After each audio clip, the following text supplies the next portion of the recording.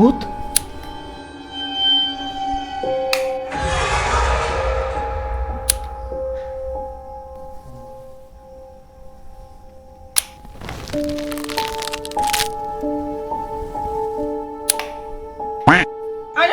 কে রে, ভূত নাকি? বেরিয়ে আয়, বেরিয়ে বেরিয়ে আয়।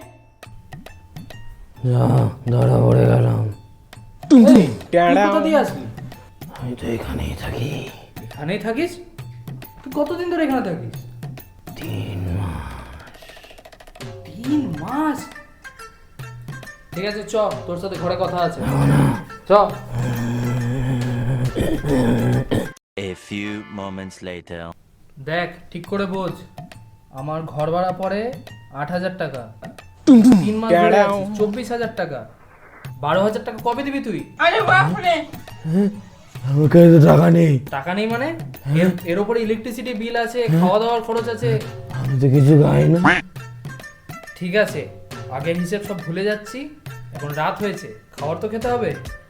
আমি তরকারিটা বানাচ্ছি, তুই রুটিটা বানা। আমি রুটি বানাতে পারি না, আমি তরকারি বানাবো। ঠিক আছে, চল, তাহলে তরকারিটা বানা, আমি রুটিটা বানাবো। আরে কি করছে, তাড়াতাড়ি সাবস্ক্রাইব করে দাও আর লাইক শেয়ারও করে দাও, কমেন্ট তো করবেই।